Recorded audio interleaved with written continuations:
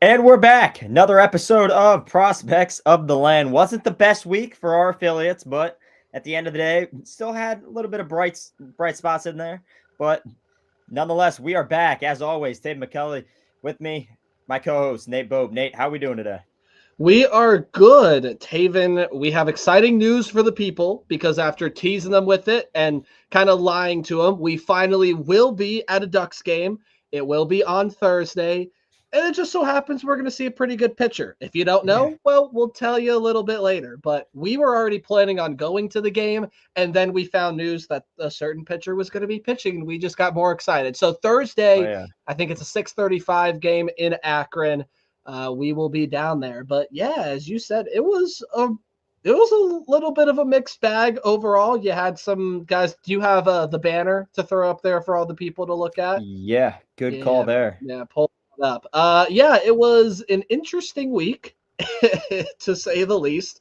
But again, we'll break down everything here for you. Shorter episode today because you, sir, are going to do some summer league high school basketball stuff. Summer League high school basketball. Yep. I I didn't even can't get enough. Yep.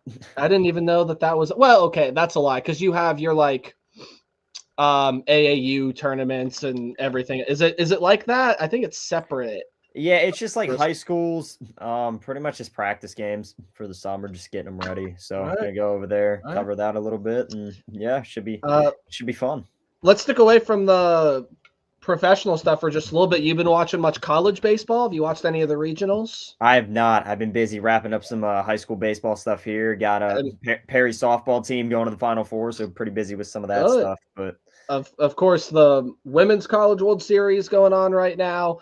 If Texas Tech beats Oklahoma tonight, then your final is an all-Texas final because Texas beat Tennessee. I mean, some of these baseball regionals, man, were insane. I got North Carolina, Oklahoma on the TV right next to me. I'll try not to pay too much attention to that, but because North Carolina's killing them, so I shouldn't have to.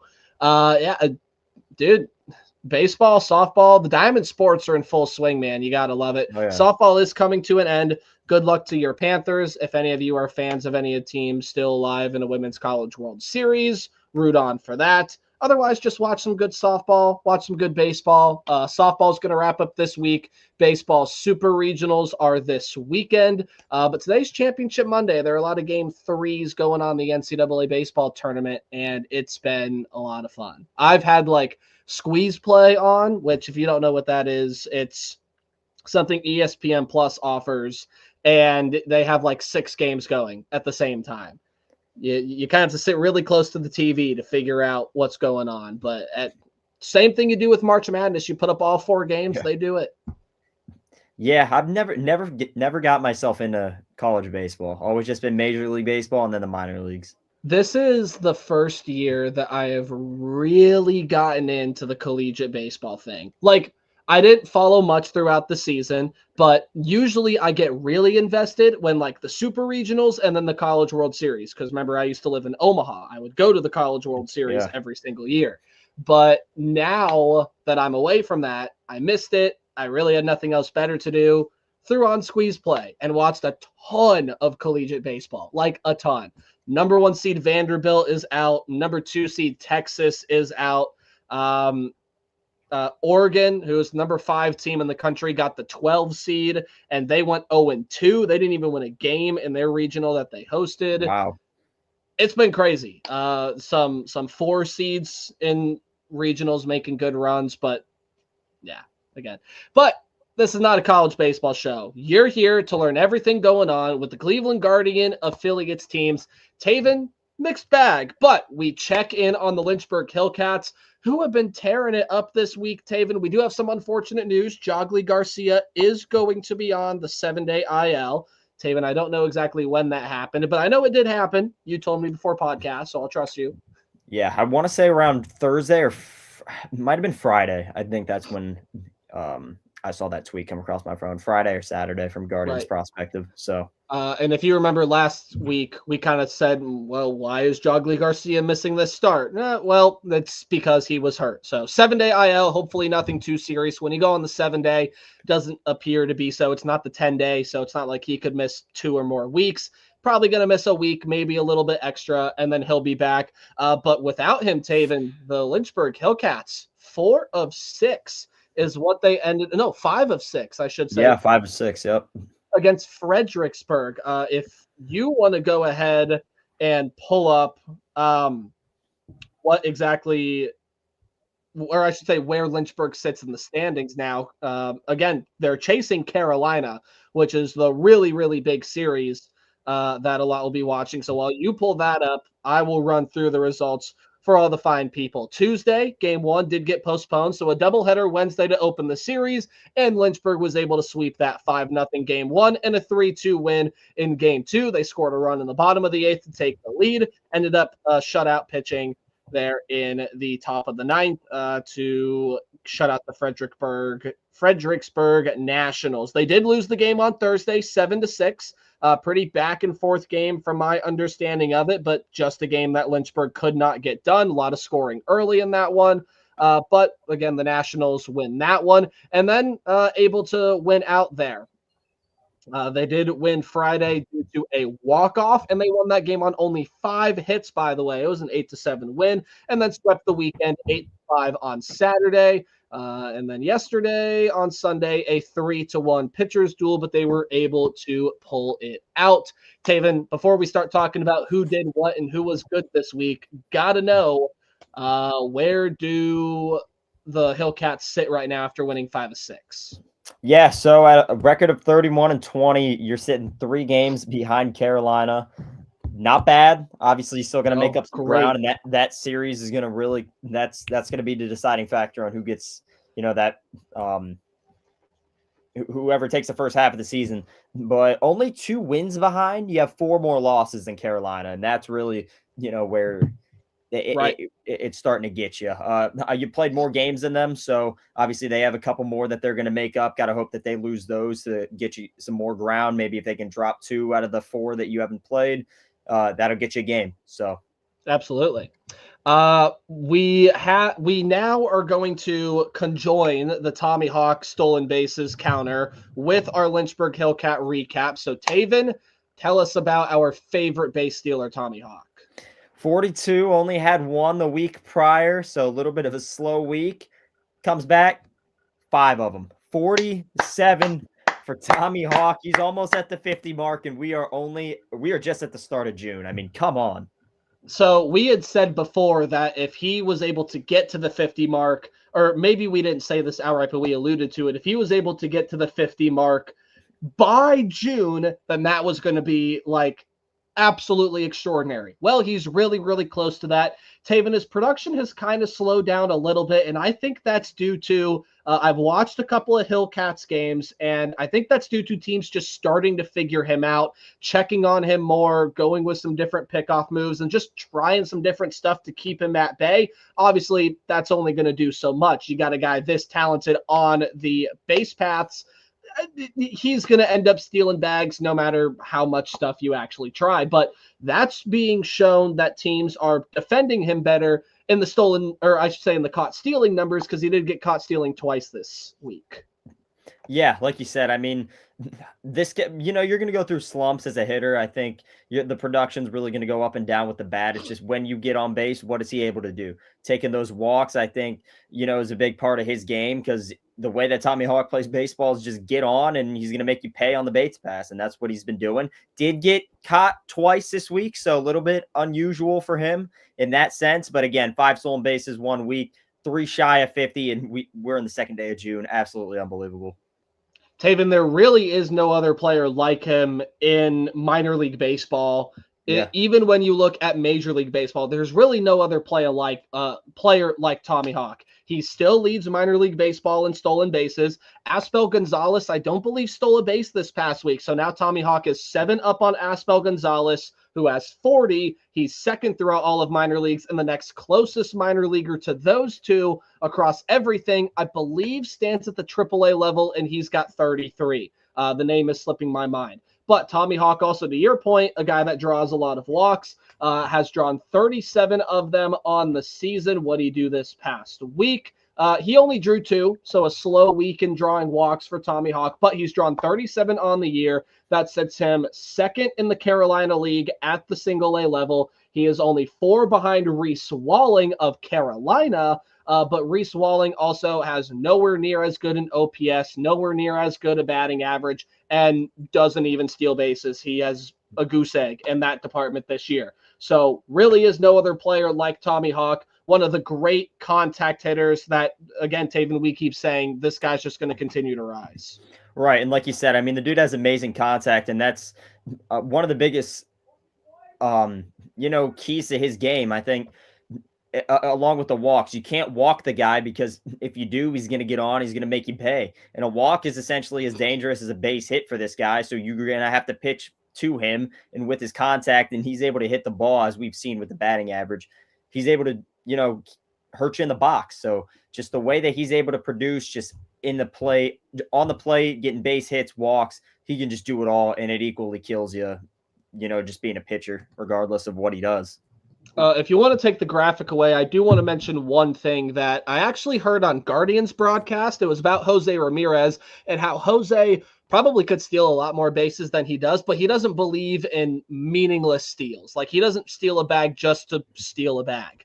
I'm telling you, Tommy Hawk does both. Tommy Hawk steals a bag just because he can, and he also steals bags that helps the team win and puts the team in good position to win. I don't know. What are your thoughts on the meaningless steal thing? I don't care. He's leading the minor league in stolen bases. I want to see that number climb as high as it can go.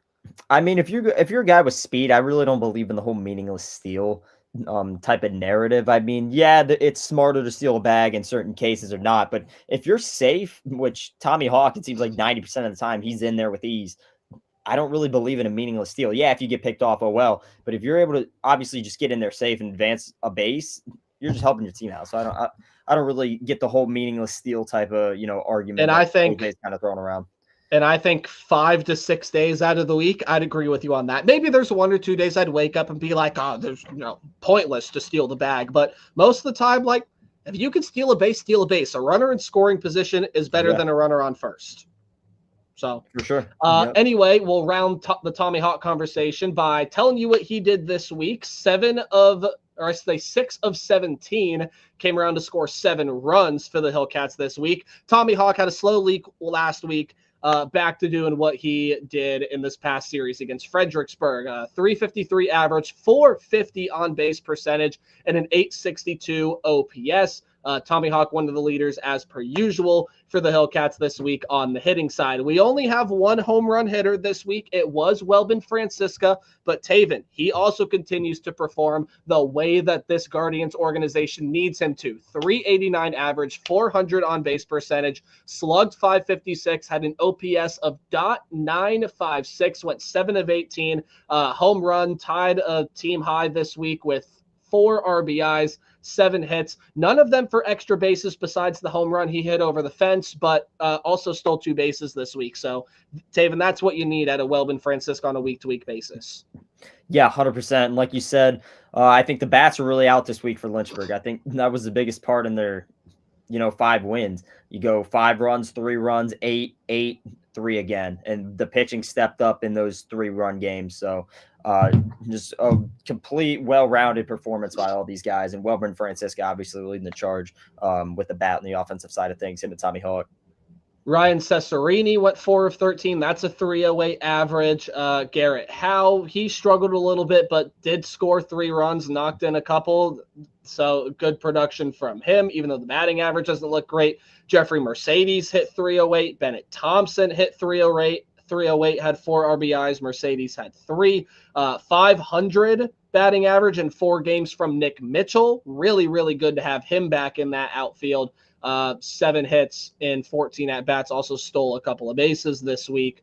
Yeah, like you said, Taven, the bats were hot, and despite Jogly Garcia going on the IL, pitching was pretty good too. Braylon Doty, who now is probably skill-wise the best pitcher there, 4 2/3, 2 hits, 5 strikeouts. Again, walks are a problem for him, but the batting average to opposing hitters was a mere 125.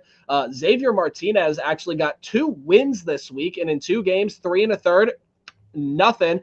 He didn't even allow a hit. He pitched 3 1/3, hitless innings this week did Xavier Martinez.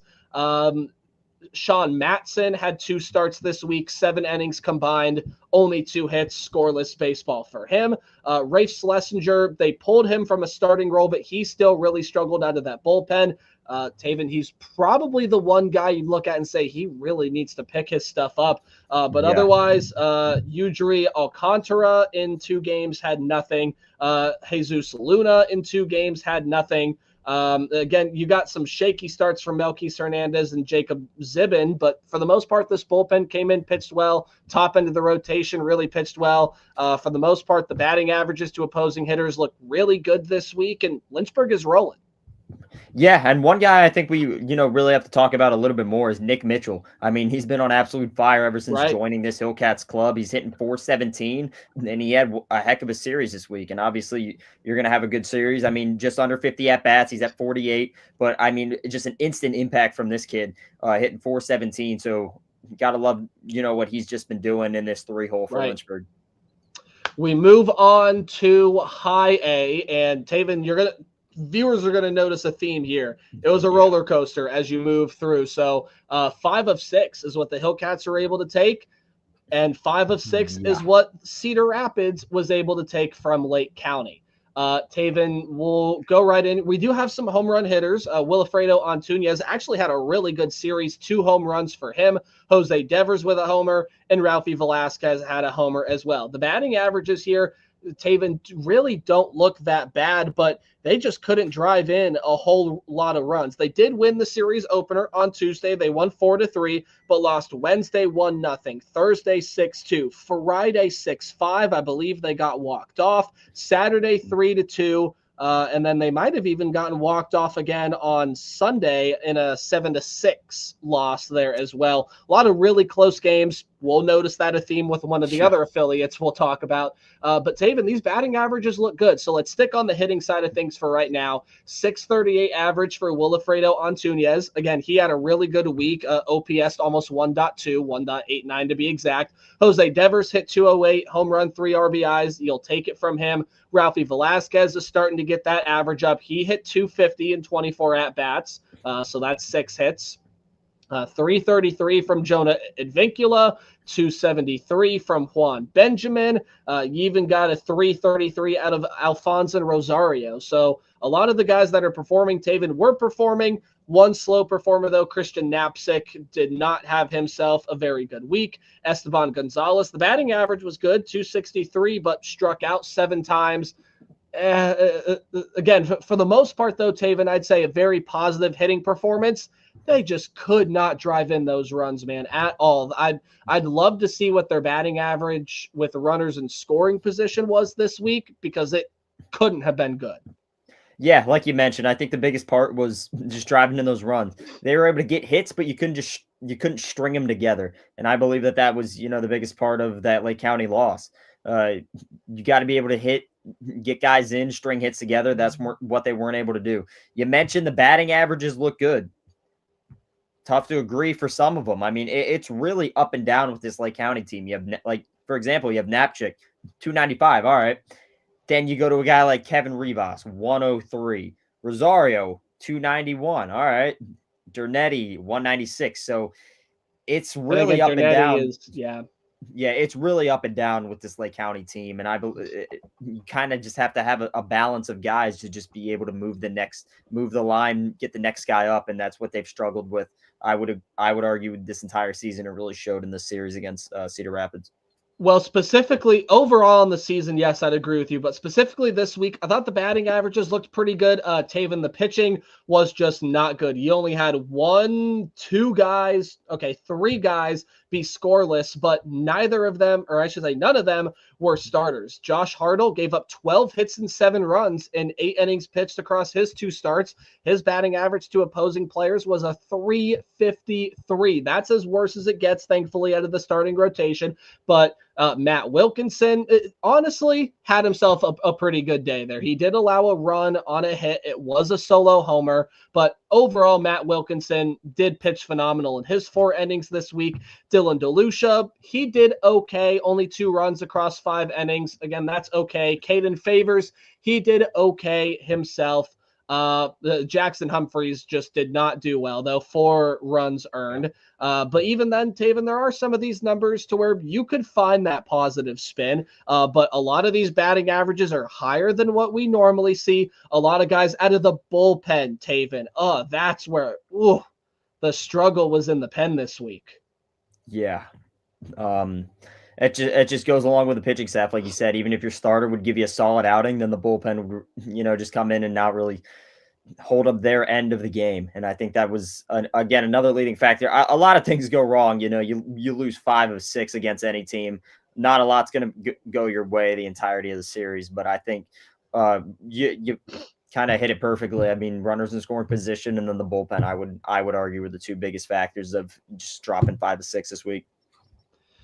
I don't really think we can say much more in Lake County. So let's get the roller coaster back on the upswing. I do have one more thing before we get there. Yeah, Lake County, 25-26. Now we're under 500. But the thing that is interesting is we go back to last season when Lake County and Dayton were battling it out in the playoffs. These teams are now the 2 worst teams in the Midwest East Division. And that was the playoff series last year. And that was the playoff series last year, yep. Unbelievable. Wow. Again, a lot of the guys that were in Lake County last year are in Akron, and they keep performing really, really well, Taven. 4 of 6 from the Somerset Patriots. We did have an extra shutout of the Patriots, so that's by my tally 4 shutouts against Somerset this year. Won the opener 6-1 on Tuesday, then a 1-0 shutout on Wednesday. Akron, the Ducks had duck things plague them. They couldn't hit on Thursday, lost 12-0. They apparently couldn't pitch either, but came back and won Friday 8-7, secured the series win on Saturday 10-5, but did end up losing their first game of June and the series finale by a score of 3-1. Home run hitters for the Ducks, we got 2 of them. How about Cameron Barstad, backup catcher? Okay, he hit one over the fence. And then Khalil Watson, in a monster week for him, did hit one over the fence as well. Here's Khalil Watson's stats because he led the batting effort for Akron this week. 9 of 21, including 2 doubles and the homer. Led the club with 7 RBIs this week. Did steal a base, but his slash line reads as follows: 429 batting average, 500 on base percentage, 666 slugging, and a 1.17 OPS. Monster week for the middle infielder, Khalil Watson. Exactly what you want to see from him. But otherwise, Taven, some of these other numbers look good. Jake Fox, 286. Dion Frias, 286. Cooper Ingle, 273. Joe Lampe, 263. Guy Lipscomb, 222. Alex Mooney, 250. Ducks were raking this week. Yeah, and I think it goes back to what we've been saying. These guys have to step up. You lose Kafis, you lose Bizana. Those are your big guys. So now these next guy up mentality. I mean, Lampe, Lipscomb, they really got to step up, and that's what they've been, really starting to show. Frias, he's been really starting to get his stuff going, especially Khalil Watson. I mean, come on, 275. He had over 9 hits in the series. I mean, just an absolute, just crazy week for him. And I think that just goes to show what these guys are able to do and just step up. Cooper Ingle, he's turned himself into a great leadoff hitter for this team, hitting 288. How about scoring 6 runs this week? Yeah, scoring 6 runs, 3 of which came in the game. The 10-5 win over Somerset, just an absolute huge win. And in that game-ending triple play. How about that? Did you see that? Yeah, I did. I did see that. And what a base running mistake by Somerset too. I mean, what are you doing? Well, what do you? You're not even in a position to try to come back and win this game. You already ground into the double play, which was already odd enough in and of itself. The double play was, but then you get the throw home to get the runner out. He was out by 10 feet. Oh yeah, easy. I can't wrap my mind around why Somerset thought it was a good idea to send there. We'll take it. It looks good on ESPN. It's probably the weirdest, most unconventional triple play, but something has to go wrong for a triple play to happen, right? But very rare to see, though. You still did get the triple play to end the game. There was a lot of confusion in the broadcast booth with Marco Lanave. He was like, "Oh, he's running." Okay. But then when you move on over to the pitching side for the Akron Rubber Ducks this week, The main guy that I want to talk about, Taven, look, your starters pitched well. Austin Peterson did not have an Austin Peterson type start. Trenton Denholm coming into that starting role did allow 3 runs, 2 of which were earned, but did strike out 4 over 5. Mixed bag from him there. Carter Spivey, though, he was the one guy that really struggled. He got the blow-up start when Somerset beat Akron 12-0. But overall, Tommy Mace, scoreless. Taven, the hero for me this week is going to be Zach Jacobs. He appeared in 2 games, pitched 6 innings out of the bullpen, only allowed 1 hit, 1 walk, and struck out 9 guys. That's my pitching MVP of the week. Gotta love that. I would argue. I mean, mine would be a guy who, just by looking at this, I want to say, he went for 4.1 innings out of the pen. Oh, you're going Jake Miller. I'm going Jake Miller. I mean, this dude really well this has week. Been on absolute fire. He's got a 1.78 ERA. Dude is absolutely unreal, and a guy that I really didn't see. He kind of came out of nowhere, if I'm being completely honest. 7 strikeouts over for sure. 7 strikeouts over the week in just 4 innings. I mean, absolute dude just doing the right things. I mean, we didn't really talk about him much when he was in Lake County. He comes to Akron. He just takes an insane step. Gotta love everything he's doing out of the bullpen in a big way, stepping up and really solidifying one of those strong guys out of that bullpen for Akron. Again, I don't think this guy's going to be better than what Jacobs or Miller did this past week, but I'll throw another one out there. 2 games, 4 innings, or I say 2 games, 2 innings, did earn 2 saves and 2 opportunities for the Ducks this week. That was Magnus Ellerts. He didn't allow a hit. Did walk a couple guys, did hit some batters, but overall in the 6 outs he recorded this week, struck out 4 guys. The batting average against opposing hitters was a flat 0. Also like it was for Tommy Mace too. Tommy Mace did allow 5 base runners, 4 walks, and a hit by pitch, but also pitched a no-hitter through 4. So everything was working for Akron's favor this week. But Taven, if there is a downside to what Akron did this week, it's that they still can't shake the Erie Seawolves. I don't think that's even what Akron's doing. That's just Erie. It's impressive. If we win 4, they win 4. We win 5, they win 5. We win 6. Hey, guess what? They'll also end up with a sweep. It's impressive that they are able to stick with us this close, and just we can't shake them up or down. They won't pass us. We can't pass them. I'm going to end up doing a little bit of research here. We might not have time for it, but I can't remember the last time that Erie and Akron won different amounts of games in a week. It feels like we've said this for the past 5 or 6 weeks, that Erie and Akron have just matched. Yeah, it seems like for the last 5 or 6 weeks that they've just been exact. I mean, it's insane how crazy that these 2 teams stay. And I gotta see if they play each other again. I assume that they would before the end of the first half. I'll get that to you right now, actually. Yeah, they have to. I think that's going to come in July, though. Oh, wait, I do remember. Remember we talked about going to watch Akron on the 4th because Erie's in town. When's the end of the first half, though? That's the question. Oh, yeah, wait, that is a good question. I believe it's at the end of June. Is it really? June 23rd or 25th. Double A, high A, different times. Make sure you check that because Akron and Erie play 3 on the road. So Akron plays 3 on the road on Tuesday, Wednesday, Thursday to begin July. And then Erie comes to Akron Friday, Saturday, Sunday, and that's the weekend of the 4th. So while you're looking at that, Taven, just talk more about what this Akron team has done. And we keep saying it every week, but without CJ Kayfus, he's doing CJ Kayfus things with the Columbus Clippers now, who we're about to talk about in a minute. And Travis Bazzana is on the IL and hurt for whoever knows how much longer. Hopefully he makes a speedy recovery. I think this is week 2 or 3 of his 8 to 10 week timetable. He's probably going to be back in the Arizona Complex League hitting in probably no time and will make his way back to the Ducks very shortly. Probably, again, as we've said earlier, Taven, a lot sooner than a lot of other people probably think. But yeah, this is a Ducks team that, look, man, I don't care if they can't shake Erie. What they got to do is they got to worry about what they can control. It'd be awesome to shake Erie, but at the same time, as long as you keep winning 4 games, as long as you keep winning 5 games, even if you can get a sweep here and there, it's going to be monumental. And there's going to be a week where if Akron continues to pull out series wins, where Erie's going to have a bad week. Yeah, and I just found it June 23rd. So you have 3 more series, 3 more weeks until the end of the first half. And that would be Lynchburg, Lake County, and and Columbus? Columbus, I want to say might be, I think it's all 4 of them. I want to believe it is. So Columbus would go through the end of the month, and that's the end of their first half?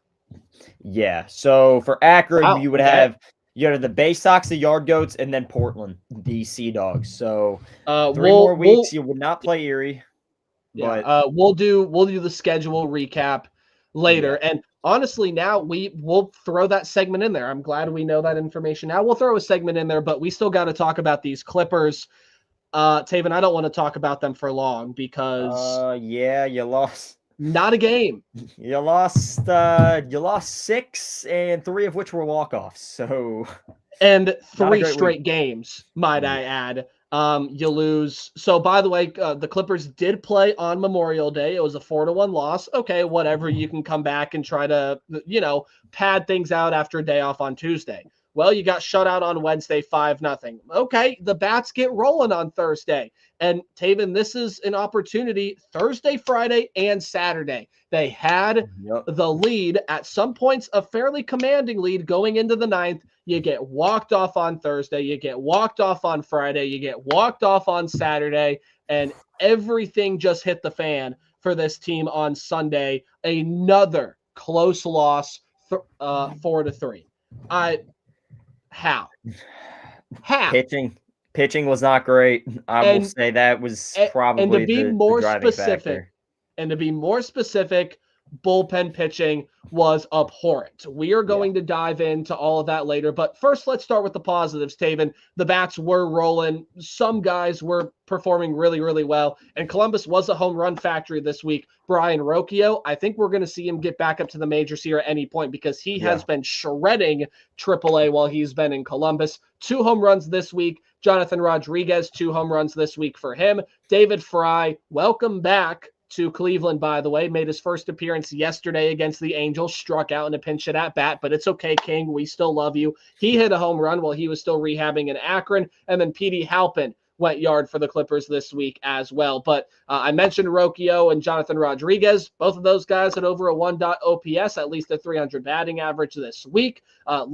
Those 2 led the club in RBIs this week as well. The rehabbing David Fry started to figure out his groove in Columbus. He hit 250, almost a 1. OPS there as well. Petey Halpin hit 333, 7 of 21. Christian Cairo, he's been struggling this year, but overall 368 this past week. You'll take it. Hit 4 doubles this week as well for the Guardians infield prospect. CJ Kayfus continues to do CJ Kayfus things. 353 there for him. Milan Tolentino went 333. So Taven, the batting averages look good. Again, the hitting I don't think is something we need to critique for Columbus this week. Yeah, a couple guys struggled, but you're going to find that. Again, this pitching was just awful. I mean, it really was. Doug Nikhazy in a start allowed 6 1/3. Again, Aaron Davenport, since getting called up, has not been the same pitcher. Doug Nikhazy, you could say the same thing after he got rocked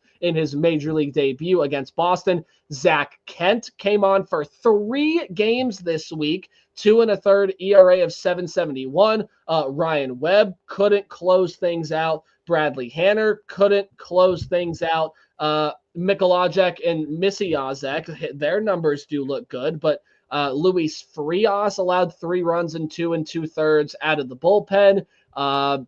Just the back end relief pitching was not good. And Taven, I don't even want to name these opposing batting averages and opposing whip rates because they are just awful. Yeah. I think so before you go, save opportunities in the 3 walk-off games for Parker Mushinski, Luis Frias, and Bradley Hanner. Blew it. And Parker Mushinski, by the way, Again, had the save opportunity, but the run that he allowed was not his. So he, again, gets credit for the blown save, but doesn't get the loss, doesn't get nothing of that. So, yeah. Wow. Biggest thing I would say is pitching as a whole. Your starters haven't been great. Webb hasn't been consistent this year. Nikhazy, obviously. No, he didn't even start this week. Yeah. Nikhazy, wherever, it's just been bad. I mean, like I was saying earlier, I mean, Nikhazy, ever since his start in Cleveland, he's just been on a downward trajectory, it seemed like, and that's not what you want out of a guy that we both assumed would be next up and would be currently pitching in Cleveland with, the injuries.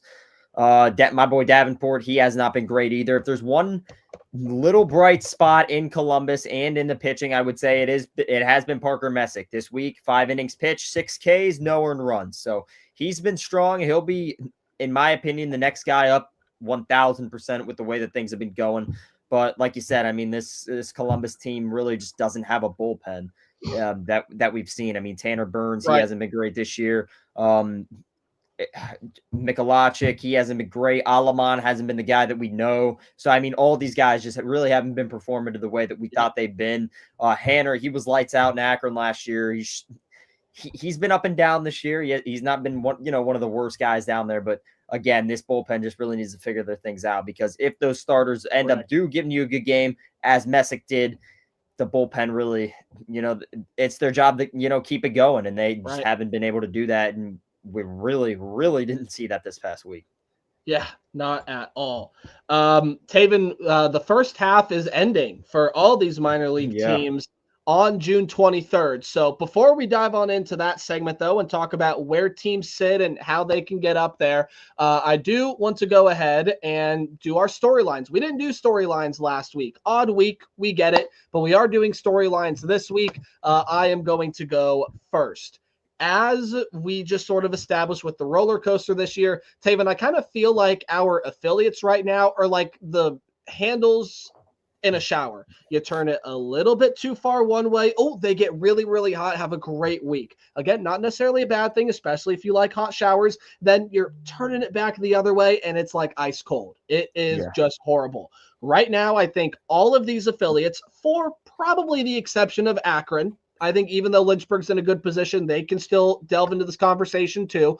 They're trying to find that happy middle ground to where it is just perfect. You get that perfect temperature. Everything is going right and everything is right with the world. I think a lot of the affiliates are trying to do that. Lake County, definitely. Columbus, definitely. And you could even say in ways Lynchburg and Akron are trying to do the exact same thing. Yeah, 100%. I totally agree. I think the one exception's been Akron. I think they've been saying hot all season, and a big credit that goes with the role players. Obviously, I thought they'd cooled down tremendously with the loss of Kefis and Bazana, but they've been the one exception that have stayed hot. But you've seen Columbus; they've had spots of brightness. I would argue, and then they'd go cold. Lake County, they take 4-2, sweet, we're back, and then you only get a game. And I would agree with Lynchburg. I think Lynchburg is a really up and down team, like you mentioned. 2 of 4, and then they'll win 4 of 2. So, you just got to find that balance with the other 3, and hopefully they figure that out. Come second half, and Lynchburg, especially down the stretch, since they got a good shot at making the playoffs. Well, your headline is leading into our next topic, so I'll just. Yeah, my headline's going to be veterans coming back, and they're getting healthy. I mean, our next topic's obviously the big man everybody's talking about on Thursday, Shane Bieber. He's making a rehab start in Akron on Thursday, so that'll be great to obviously see. I saw Guardians prospect to put out, still about 3 weeks away, but at least we're in the minor leagues. We're out of the complex. We're making rehab starts against obviously better talent that's going to see major league time in the future.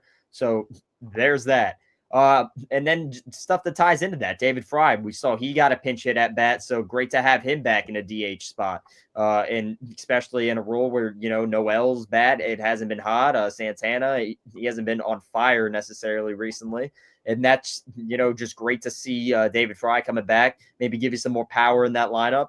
And Eric Sabrowski, another guy who's really starting to get going. He's throwing want to say Arizona Complex League games, and he came up big in the postseason last year. So got 3 really good veterans coming back. Obviously, you're going to have more. Lane Thomas just went on the IL. You're going to have him back. You're going to have Will running back soon. Looks like Brian Rocchio can get called back up. Right. So you got a ton of these veterans just coming back. And like we've said, if you just ride above 500 until you really get into the end of June, where you're going to get Bieber back, you're going to get Fry 100% on the hitting aspect of things, where you're going to get him back. You're going to get Lane Thomas back. Hopefully Rocchio finds his things.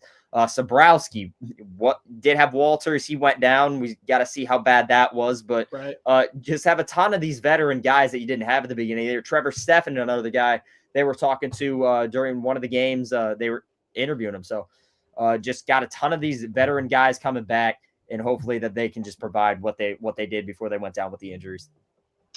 Shane Bieber did make 1 appearance with the ACL Guardians in the rookie complex in Arizona. He only pitched 2 1/3 inning in a start, but did only allow 1 hit, and 5 of the 7 outs he recorded were via the strikeout. So I mean, pretty good stuff there from Shane Bieber. But yes, the game that me and you were both going to already without knowing this information just so happens to be the day that Shane Bieber is going to pitch. Life works in funny ways sometimes.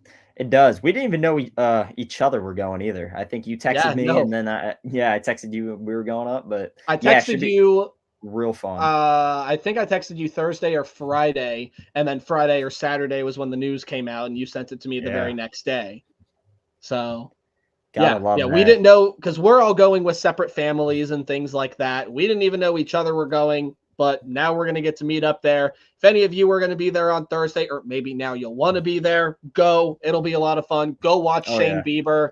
Please. I mean, go. This is, if you can't get to downtown Cleveland, either you don't want to deal with traffic, you're not close enough, too much money, things of that nature, you want to go see one of the best pitchers in baseball when healthy, go watch Shane Bieber in Akron. Go. It's going to be great. And hopefully he really helps out Akron, because you need to win games if you're Akron. You're tied with Erie. You know, they're going to keep winning 4, 5, 6 of 6. So at the end of the day, have you heard any limit on Shane Bieber, or a pitch count, an inning count, anything of the like? I would imagine it'd be pretty similar to what we saw at Gavin Williams last year, and he'll probably only go 5, maybe 90 pitches. So I agree. I think it's going to be a lot like Gavin. Let's not forget, Bieber made a rehab assignment, I want to say 23, in Akron. You might be right on that. He was down there a while ago. Maybe it was 22, but I think we saw around the same thing. 5, maybe 6 innings, depending on pitch count. So I wouldn't expect anything over 6 complete. I think maybe somewhere in that 6 is where you see him pulled, or maybe after 5.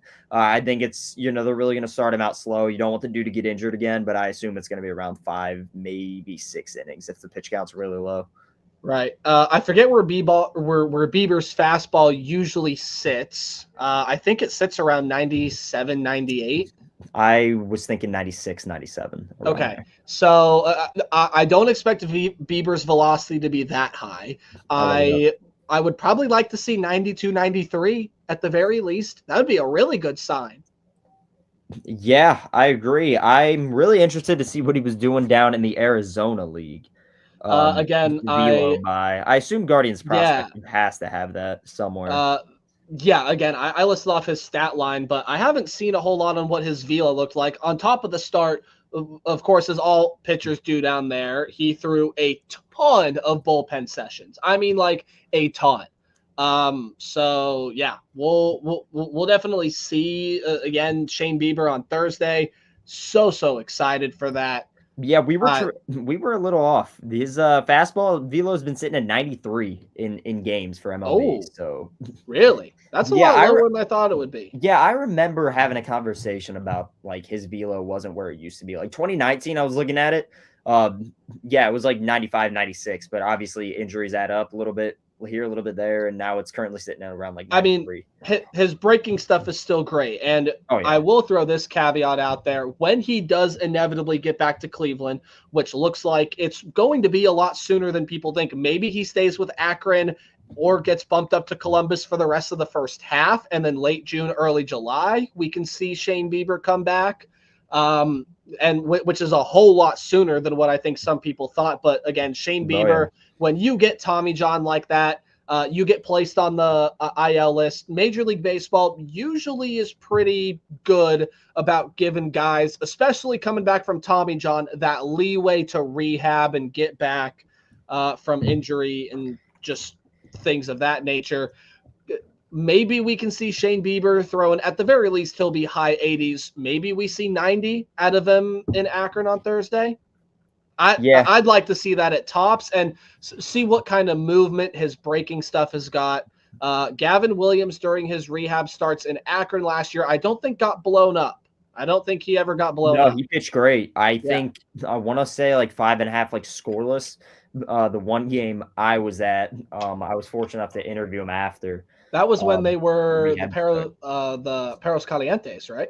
No, they were the it was like the chicken something. Yeah, it was the Barberton fried chicken hot rice. Yeah, that's what they were. I remember that. Yeah. I will never get that chant out of my head. Chicken hot rice. Shut up. It was so annoying. I couldn't do it anymore, man. Were you at that game? Yeah, you were. I couldn't do that chant anymore, man. Yeah, I was sitting in the dugout, just filming the game, and Gavin was throwing. I forget the name of the balls, but those like heavy kind of like weight balls. Right. She's throwing them in the dugout, and he came over to me and asked me like what I thought the velo was going to be next inning out. I told him 100, and he just laughed. Oh, Gavin Williams. Hey, maybe we can get Gavin Williams on the show. We'll see. We'll see what we can pull. See what strings we can pull. Okay. So before we talk about teams in the first half, I just want to run through a little list here. Taven, we don't really talk about the ACL complex a lot. Because their scheduling is weird, doesn't line up well with the minor leagues, and it's not major minor league baseball, so we kind of just bypass it. But Taven, they're still a part of the organization. There are a lot of guys in there that we got to talk about. I think let's just run through a list, run through some stats of some guys that we're excited to see. Again, these are guys that are way far away down the line. Obviously, you're going to have a ton of guys rehabbing here and whatnot, but Taven, there are still some guys in the ACL Guardians in the Arizona Complex League that I think are really, really nice. One of them, Dari Fernandez. You're not going to find him on any top 100 or top 30 list around the Guardians, but he's hitting 419 games. He's 26 of 65. He's scored 13 runs, leads all, again, hitters that have seen the complex this year with 11 RBIs, has more walks than strikeouts, 5 steals to only 1 caught stealing, and his OPS is a 1.112. Dari Fernandez, watch out for him, man. I don't know if you're going to see him in Lynchburg this year. You could, maybe, but Dari Fernandez is a guy that you got to watch out for. 2 more that have the same last name. Don't think they're related. Johan Rodriguez is a guy to watch out for, even though the numbers do not look that great right now. Besides his walk to strikeout ratio, batting average down, slugging down, OPS down. He's a guy that can provide the power, and he's another guy like Dari Fernandez, a middle infield prospect. Johan Rodriguez, a very good name. And then Gabriel Rodriguez is another guy you'd want to watch out for in the Complex League as well. I think he made his debut a little bit ago, if not as soon to make his debut in the Complex League. Do know he is in Arizona, and he's been a hyped guy to watch out for in rookie ball. Junior Caceres is a guy that you will see on the Guardians top 30. He's hitting 346 across 17 games in the complex this year. Robert Arias is another guy to watch out for there, the center fielder. And there are a ton more names I can mention. Luis De La Cruz, a first base prospect, another guy to watch out for. He actually leads, so I lied when I said that Fernandez was tied for that lead. Luis De La Cruz, 19 games, 16 RBIs. Yeah. Like you said, a ton of young names. Obviously, we really haven't heard a lot about these guys, but like you said, a fair amount, handful of guys that can, hopefully help these organizations out, and possibly Lynchburg. With the draft coming up, we're going to see a lot of these guys go to Lynchburg, so should be fun to watch. Yes, absolutely. As far as pitchers go, you do have some bullpen arms down there that I think can be pretty serviceable. There are some guys that are, again, still trying to work through things, like Joey Oki has a double-digit ERA. He's a really, really good player. He's just got to get settled and figure things out. Chase Mobley just made his debut. He's a top 30 prospect in the Guardians organization. 1 inning pitched, only allowed a hit and 2 strikeouts. So starting out really well. Obviously, we know Tyler Naquin is down there. Has an ERA of 9, has given up 4 runs in 4 innings. But again, they're trying him as a pitcher. If not, he just is pitching some baseballs. And then a lot of guys are just rehabbing down there, right? We know Shane Bieber is down there. Eric Sabrowski's down there right now. Tyler Thornton is there right now. And even a guy by the name of Jose Ramirez. No, not your beloved third baseman. There is a pitcher named Jose Ramirez in the ACL complex. Fun fact.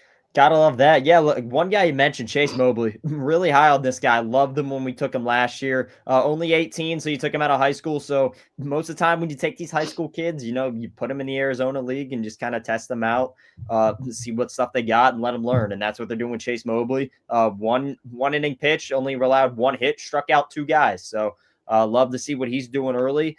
And that's big if he's not giving up a ton of runs in his first couple of starts. Right. And I'm really interested to see what kind of role that they do with him. If they, leave him as a starter, maybe turn him into a bullpen arm. It should be interesting to see what route they go with him. But again, a guy that I absolutely loved last year when we took him, I think round 10 was an absolute steal. Right. So it should be excited to see just, what he can do. I did mention some other bullpen arms. I'll go through some names right now. Again, Tyler Thornton's rehabbing down there, so I'm not counting him.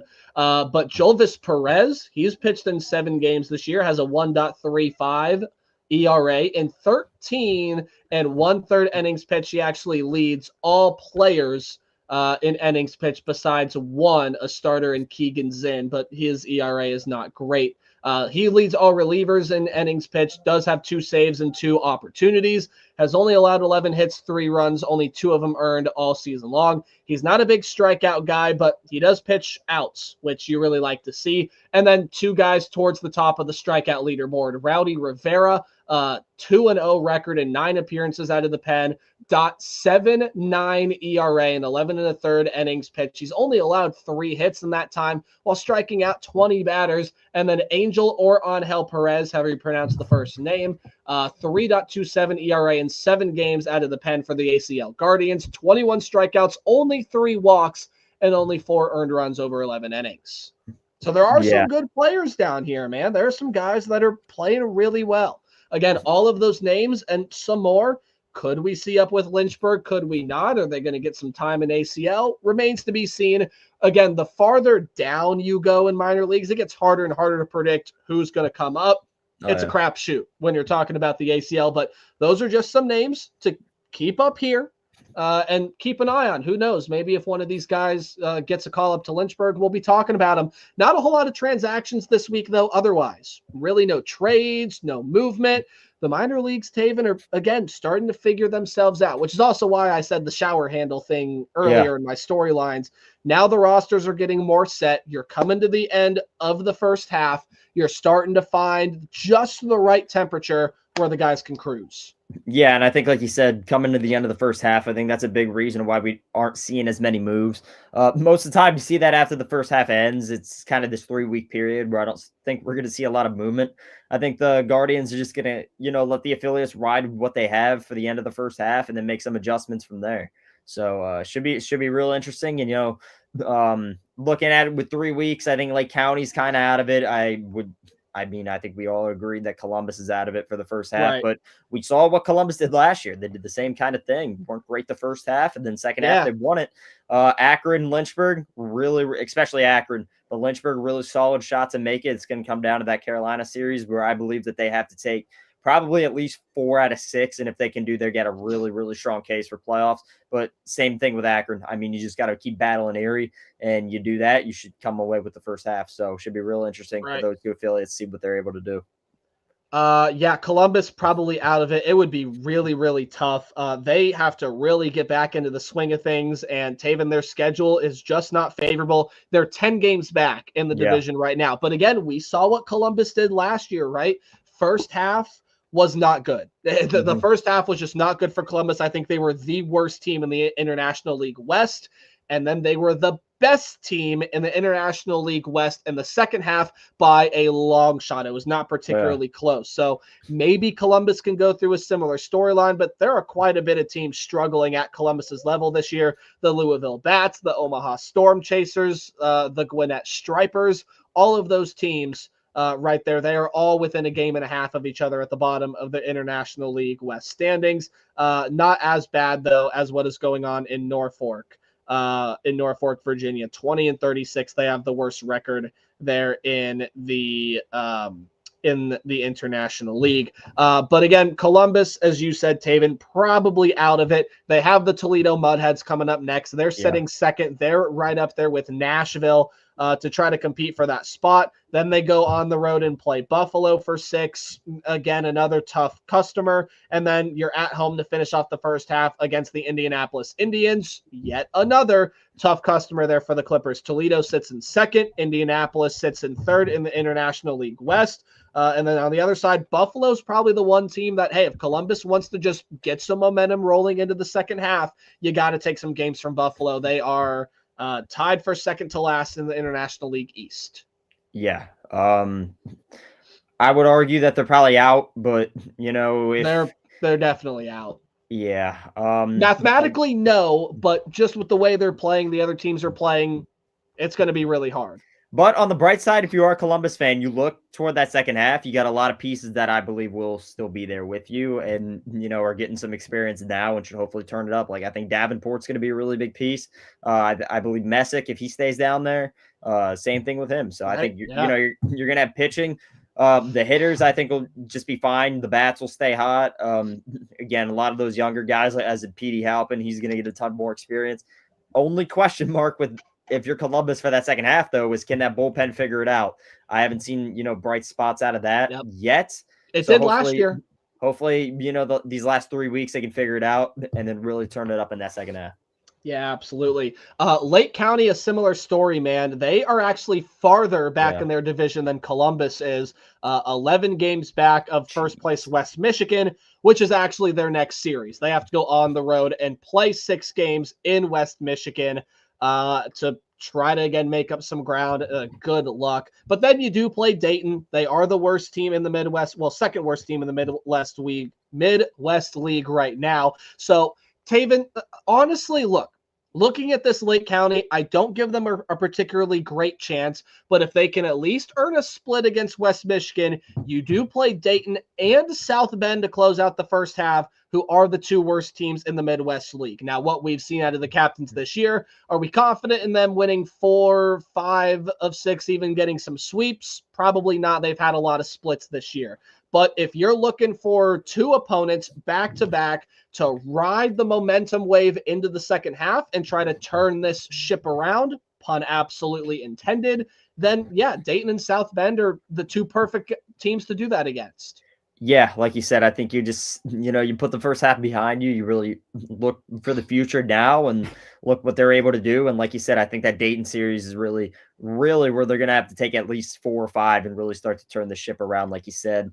And do they have the assets? 100%. I think Matt Wilkinson, he's going to be back to the guy that we know. I think he'll end up in Akron at the end of the year. But while they have him, you just got to get the most out of him. I think the bats are really going to start coming around, and hopefully so does the rest of the squad there in Lake County.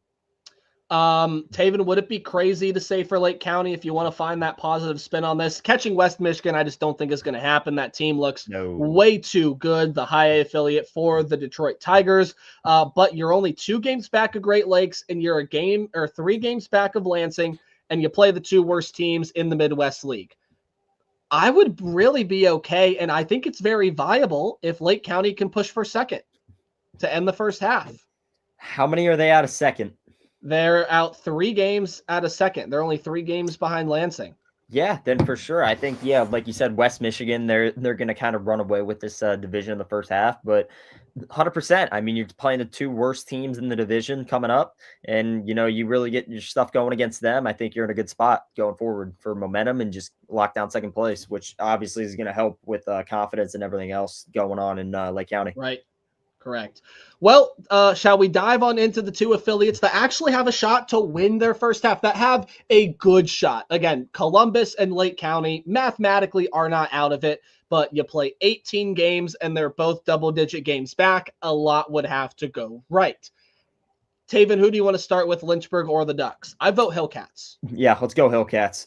So pull up their standings. Actually, I'll do it because you did it the first time, so I'll do it now. We're going to remind all of you where exactly the Hillcats stand, and then we'll tell you who they play, right? So they're 3 games back of Carolina. As you said earlier there, Taven. Both Carolina and Lynchburg are 7-3 in their last 10. There is a really important series coming up against Carolina this half. Yeah. In June 10th through the 15th, the Hillcats play Carolina. And Taven, I think next week we got to have a big preview for that series, because that series at home for the Hillcats, if they can win more games on the road against Salem. Now, where Salem is in right now, Salem is 20-29. Yes, it's a road series, but you should be able to take at least 4 of 6 there. It's up 7. There was a rain delay early in the year, so Salem, you have 7. So even better, you have an opportunity to make up a game there. I see. Wow. Okay. Wait. Look at that. My apologies. That was the last series that they had rainouts too. Yep. They are not playing Salem. They are playing. Or what am I looking at? Hold on. I'm on Carolina's schedule. Never mind. Ignore everything I just said. Carolina is playing. Is that Charleston? I think it's Charleston. They're playing Charleston. That's what I was looking at. Okay. They had a rain out against Salem this past week. Gotcha. So Carolina is playing Charleston. Then they have that series at home with the Hillcats. And then they are at home to finish the first half against Columbia. And Columbia, the Fireflies, I believe is what they are. Are sitting 26-25, which is good for 4th in the Carolina League South Division. Obviously, Carolina has been the best team throughout the Carolina League, as, again, their namesake would imply they should be, right, if the league is named after them. But Lynchburg has been the second best team. Taven, how, to you, on a scale of 1 to 10, I probably know the answer, but I have to pop the question. How important to you is that series from the 10th to the 15th in Lynchburg? Got to be a 10. I mean, that's really what it's going to come down to, in my opinion. I think if you can get a game up on them until that point, you'd be 2 out. And then you at least have to take 4 of 6. I'd like to take 4 of 6. Yeah. And then you get 2 games and then you'd be tied, in the standings going in that last series. And I think ideally that's what needs to happen for Lynchburg to have a legit shot here. Yeah, we'll have a big series preview for that next week, but just so we can sort of dive on into some things here. Again, Taven, I think you need Jogly Garcia back for that series. Let this week, let the Hillcats kind of cruise along a little bit, gather up some wins against Salem. You need Jogly Garcia back for that series against Carolina. They have so many dangerous hitters in that lineup, I couldn't even begin to tell you. Among qualified guys in the Carolina League in terms of batting average, Carolina has got Luis Pena. They have Jesus Made. They have Filippo Di Turri. And I'm looking at all those guys up there that are top 20 in batting average this year. They got some dudes who can absolutely rake it too. I'm looking at the wrong name. Eric Batanti. Eric Batanti, 7 home runs. That is tied for 3rd in the Carolina League this year. And Filippo Di Turri, a name I mentioned earlier, is 2nd in the Carolina League in RBIs. He probably is their all-around best hitter. But again, we're going to do a deep dive into Carolina in Lynchburg because that series next week is a big freaking deal. Yeah, for sure. That's, in my opinion, the biggest series, not just of Lake County, Lynchburg, but all of the minor league affiliates that we've seen all season long. So Yeah, I agree with you. Again, 3 games back of Carolina, so their job is going to be a little bit harder than Akron's to be able to win the first half because Akron's got to continue to do what they're doing. Lynchburg, they're going to have to outperform Carolina to win the first half. Taven, though, I just got to tell you, if the team doesn't change much and they add some of these guys from ACL that we mentioned and I went through that are performing really, really well, I like Lynchburg's chances to at least win the second half.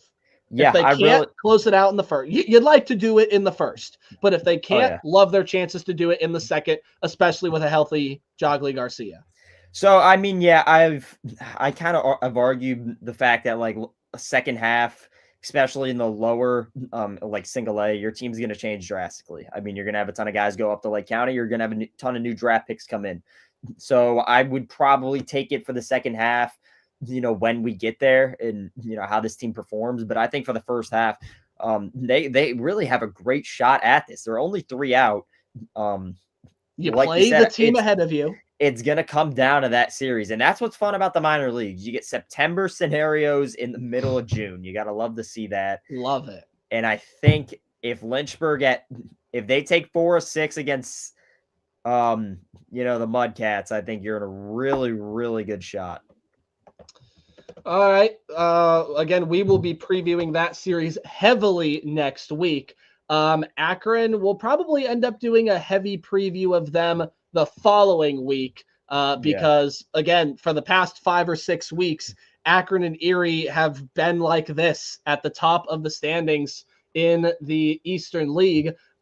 Here is what Akron has the rest of the way in the first half. So they are, of course, at home against Chesapeake. If you remember, Taven, from earlier back in May, I think, they took 4 of 6 from this Chesapeake team. So definitely a team that, again, Akron can beat up on. And they did that at home against Chesapeake as well.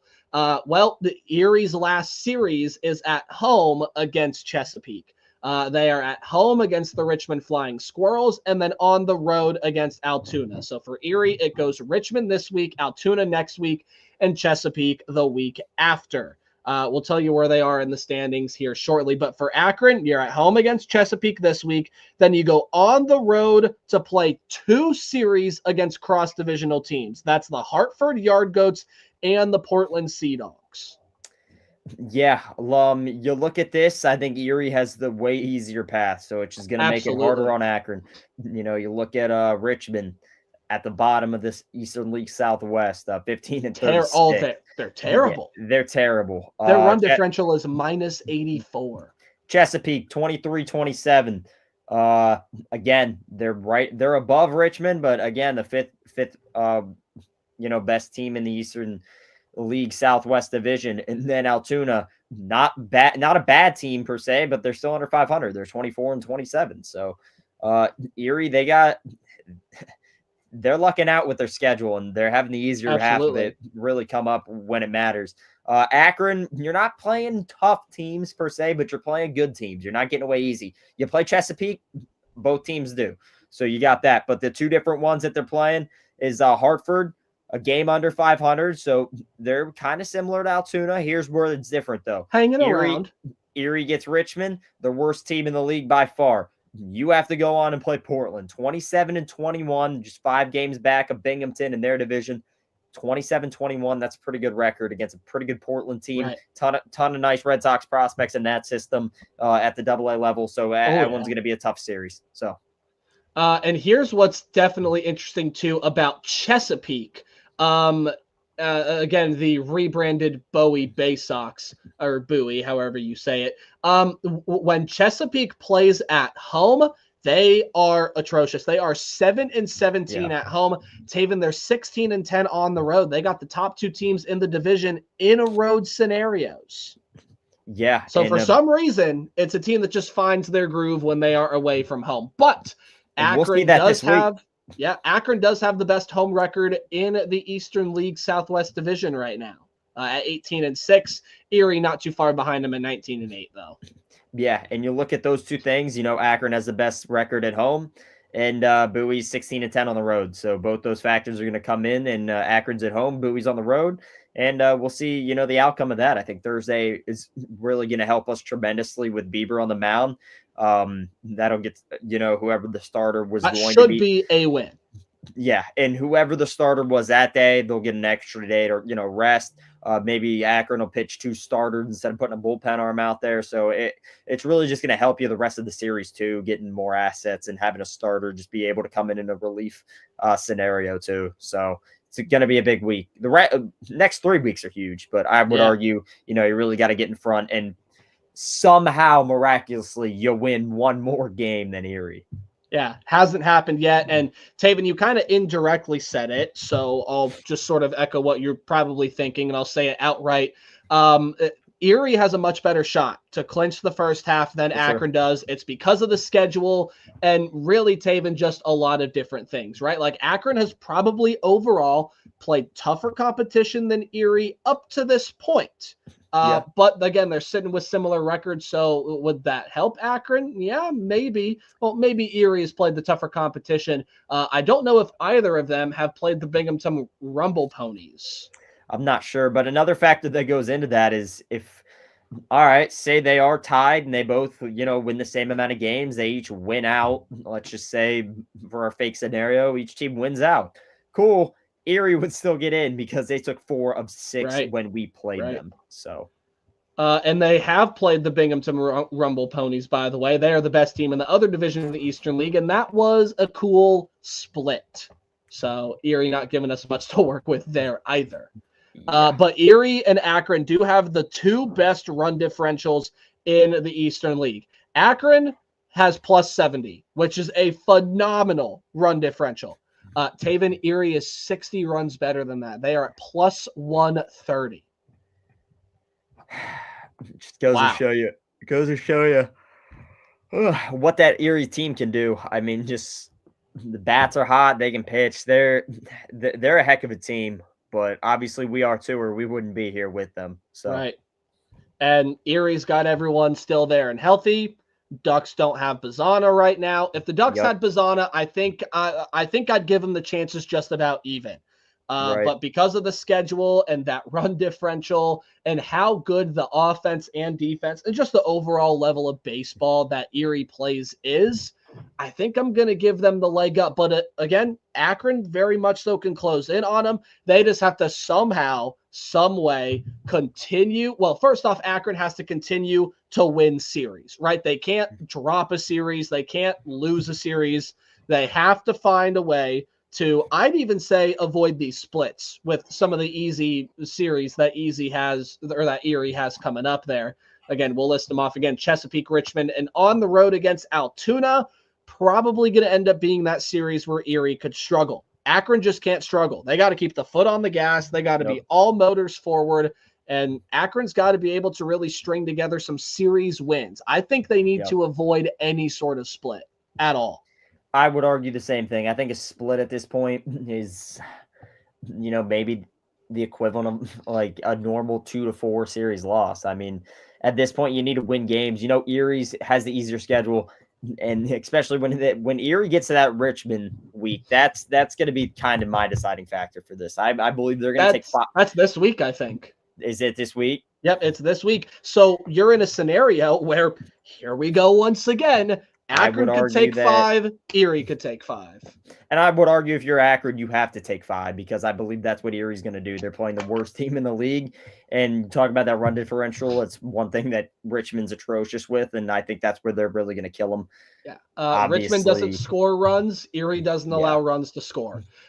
Here's what's crazy is I think if you would have played a little less games, this probably would still be true.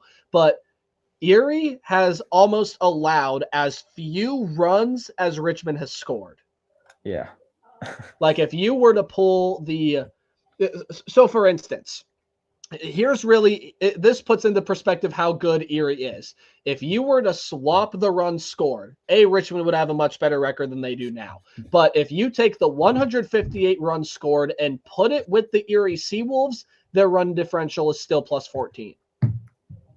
That's how good their pitching staff has been. It's unreal. They're a heck of a team. I hate them though. Yeah. I really do. I can't stand them. Of course, kidding. All jokes aside, but the Erie Seawolves, again, the one team that Akron just cannot shake. I think they have to shake them in some capacity this week. Have to. If they can get at least a one-game lead, which I don't think is going to happen, but if they can do it. With Erie playing Richmond, Again, I think you'd be happy David, to. I'm not saying it's likely, and I'm not saying it's going to happen, but I want it to, and it obviously you want it to every week. In my opinion, this is, I think, your best shot. I think this week you have to stay tied with Erie. I think if you do that, that's a huge win, just because of what Erie's playing. I think they're easily going to take 5. Are you looking at that road trip to Altoona as the one series where Erie could slip? I think I am. I think that's really going to be the deciding factor here. It's been a tough place for them to play. Just watching games last year and whatnot. I think that's going to be the series that kind of, comes down to it, where you really have to start to pull away. I think this week you're just going to be lucky enough to just stick with them, and I think that's a win in Akron's eyes if you're able to do that. So at home earlier this year, Erie did win. This was back in May. This is the last series they played. They took 4 of 6 from Altoona. I want to see if they played them again in April, but I am going to say I don't think they did. No, they didn't. So Erie played them at home this year, and they were able to take 4 of 6. Yeah. And again, like you said, if them and Akron were to tie, then they would take it because they took 4 of 6 from Akron in Erie. Yep. So it's going to be tough, but I think they're able to do it. Really tough. I think they can do it. Do I think it's going to happen? I'll tell you right now, I think Erie's going to win the first half because, again, even if they stay tied, so you need to be better than Erie. You need to finish ahead of the Seawolves in order to win that division with the way the schedules are playing out. And I think with just the brand of baseball that these two teams play, these Erie bats don't take a night off. Even if they have a slow offensive day, then their pitching staff is backing them up. And even a slow offensive day for them looks like 4 or 5 runs. With as good as their pitching staff is, then they can be able to get it done.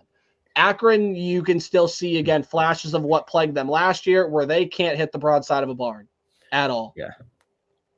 I would probably, if I were a betting man, which I am not, but if I were a betting man, probably put the money on Erie.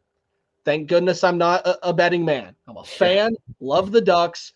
We're going to see them on Thursday. Going to feel really good to be back in Canal Park. We want to see Erie go down. So our Seawolves friends, we love you, but right now we don't.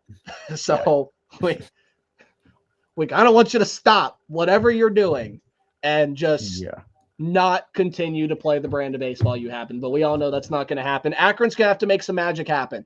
If Akron were to get a sweep this week, huge. Yeah. Huge.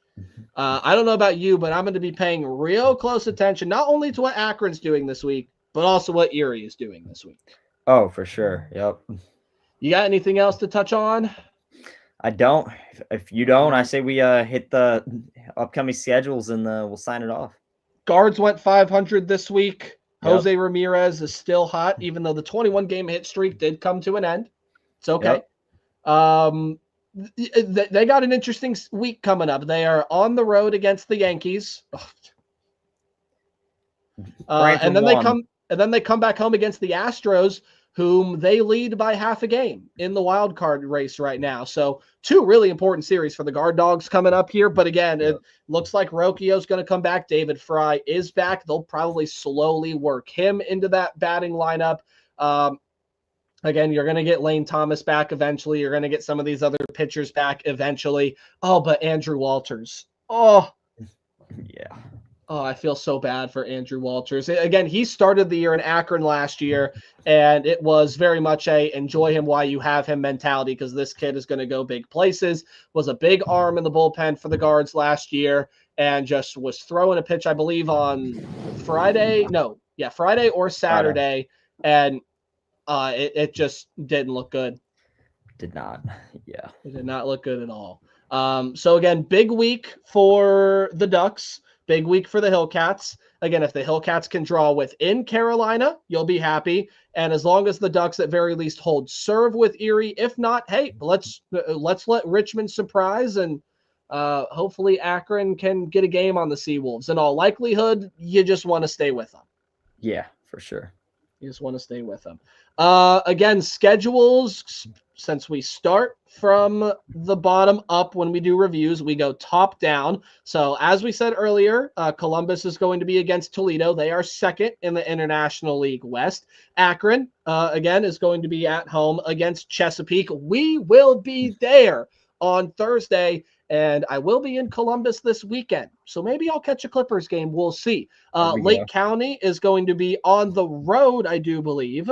We'll fact check. Yeah, they are on the road against West Michigan, top team in the Midwest League. And then Lynchburg, they are on the road against Salem. So some big series coming up, some big series this week. Minor League Baseball, again, coming to the end of the first half. The official end date for the first half is June 23rd. That's that Monday. Yep. Obviously, every series, for Lynchburg and Akron are going to be huge down the stretch. Got 3 weeks of really exciting baseball, and should be fun. And for the Captains and Clippers, continue to build that momentum. And for the Cleveland Guardians, didn't get a chance to touch much on them today, but not really much to touch on in the land of guard ball right now. They're hanging in there. They're battling around, sticking a couple games above 500. Again, if they can do what they did last week and get the week split, win 3, lose 3, they probably stay in the wild card race. Probably stay on the top of that board. If you're going to have anything, though, I'd rather you take 2 of 3 from Houston. Don't get me wrong. I'd love it if you took 2 of 3 from New York. Rather you take 2 of 3 from Houston, get some space in that wild card race. All day. Yep. Anything else from you? And we'll let you say goodbye to the people. I don't. 35. Big number for today. Even though it was an earlier show, thank you all for showing up. Share the podcast with all of your friends. You can find us on any social media. Again, we're going to get an Instagram going pretty shortly. We keep saying that every week. It'll happen eventually. There. That's the last we'll speak of it until it happens. It'll happen eventually. But at Prospects OTL on Twitter or X. And then follow us again at the YouTube page. Just search up Prospects of the Land. 25 subs, I checked, so get in there. But if you watch the show on Twitter, you might as well subscribe to the YouTube channel. Why not? It's right there. It's free. And yeah, does all that. Taven, where can they find you? At McKelly Media, at Stark Sports Coverage on Instagram. If, anybody from the Stark County area, you want updates, still got Glen Oak in the playoffs, Perry softball. So still got a couple teams around here. Hoover, they're still in it. So a lot of baseball green. So actually a lot more teams than I was thinking of. Got a lot of teams in the playoffs. So hopefully they can go far. Central. So yeah, hopefully good. Doing good there. So good. Very good. You can find me at Tailgate829 wherever you get on social media, Twitter or X, whatever you prefer to call it, Instagram, even Snapchat. I always tell you, I'll add you back if you add me. And then YouTube as well. You can search up Tailgate Nate if you like college football. Literally, once I get off here, going to prepare some stuff, record a video because Tailgate Nate is officially back. There we go. Love to see it.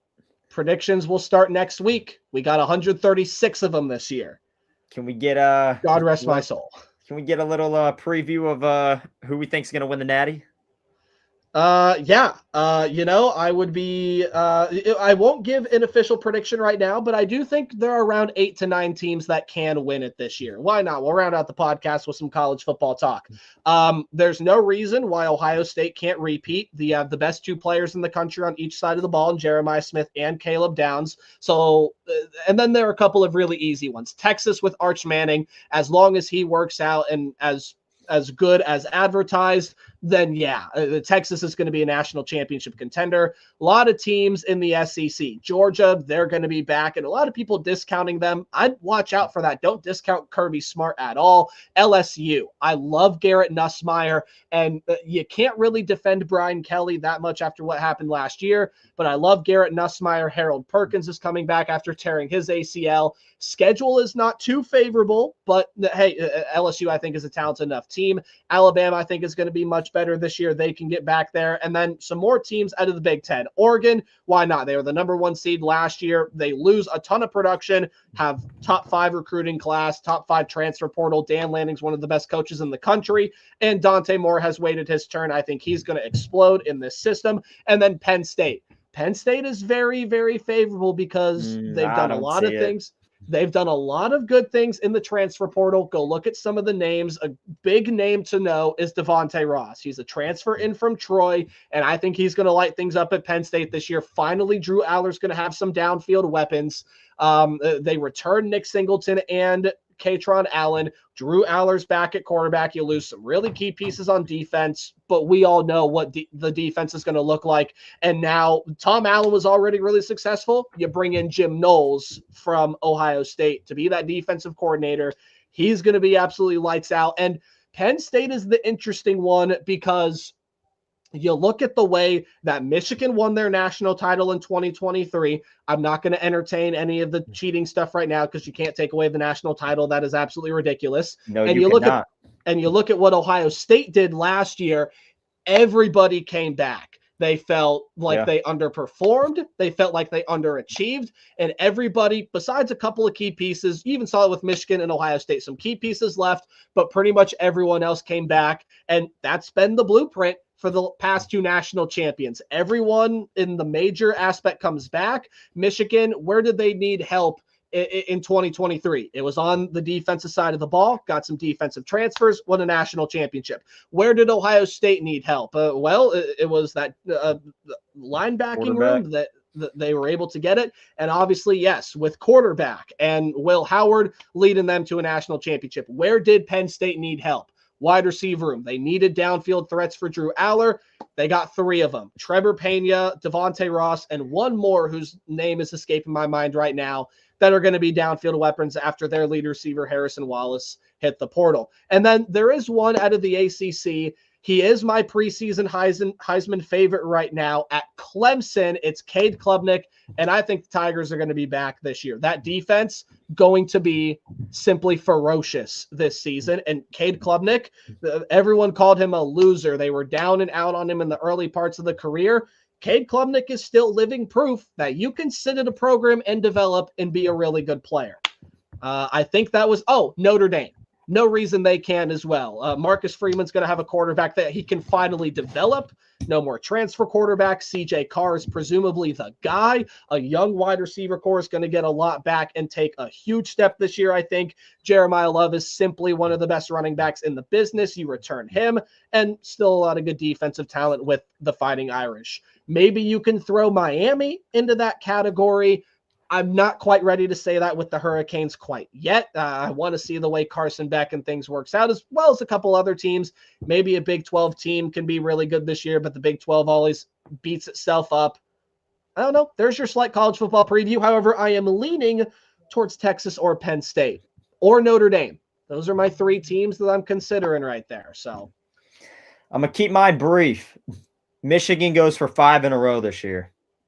You know what? Here's the thing with that. As much as I would love my Scarlet and Gray to take them down, it is now starting to become the story that you saw with Michigan for 8 straight years.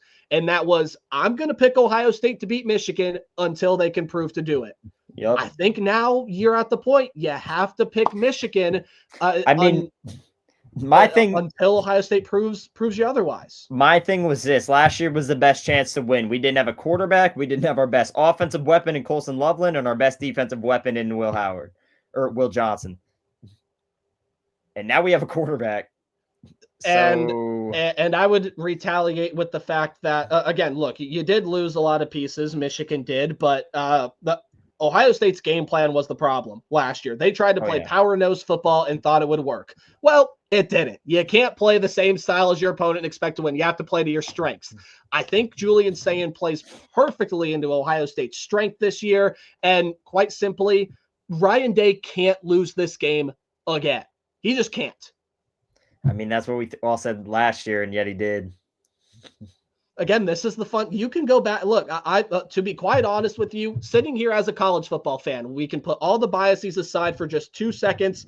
I think you can make a great case for either of these two teams to win. Michigan, yeah, you beat Ohio State on the road last year. And again, without anybody, no great quarterback, no top weapon, no top defensive corner to lock down Jeremiah Smith. Yeah. And you took advantage of Ohio State's very crappy game plan to go ahead and win that game. And again, like I said earlier, you're getting to that point where now Ohio State just kind of has to prove the latter, that they can win that game. They can beat their rival, and especially doing it on the road in front of 110,000 strong in the maize and blue. Going to be a tough task this year if Bryce Underwood is everything he is advertised to be. On the flip side of that, Yeah, we said it last year, but we're going to say it every year until it happens. Ryan Day can't lose this game again. He got one monkey off his back. He went and won a national title. Great. Now everything surrounding him is about the Michigan game. Everything is about the Michigan game. If Ryan Day wins this game against Michigan this year, I think Ohio State fans are finally going to get off his back. And I don't think that Ohio State's going to make the same mistake again this year. Brian Hartline, now as the offensive coordinator, has seen this thing play out for the past 4 years, and I don't think is going to have the Chip Kelly approach of just trying to power it in. What did Brian Hartline coach? Wide receivers. He's the best position coach in the country. And now I think you can really see these wide receivers unleash with him as the offensive coordinator, which will beat Michigan this year because they did lose Will Johnson. They did lose a lot of other guys in that secondary.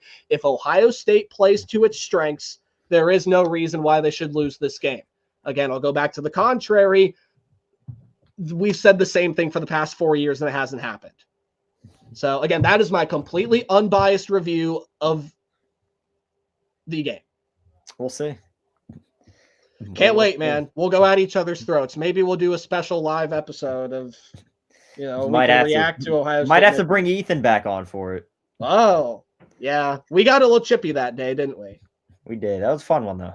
You were also out of your mind, but that's okay. All right. Well, with that, we appreciate all 35 of you sticking with us today. We college football talk. That's fun. Yeah. Should be back normal time next week, Monday. Should be. Monday for sure. Probably. Again, always prepared to be flexible with us. Just always prepare to be flexible. Why you follow the X account? Do it. You have no reason not to. You just watch the show. It's a little white button. Takes like 2 seconds. Just boom. And you get all future shows for free. We're not even charging you anything. Look at that. Look at that. If you want to watch the minor league baseball, we are #not sponsored by Bally Sports Live, but we just love the app so much. We're going to push their product. It's a great product. You like minor league baseball, you're going to like the Bally Sports app. Even if you like Savannah Banana Ball, even if you like car wrestling, there's some other good stuff on there. Go watch. Find him at Macaulay Media. Find me at Tailgate Nate 29, and find us at Prospects Capital OTL. Taven, say goodbye. And with that, we'll see everybody next Monday. Take care.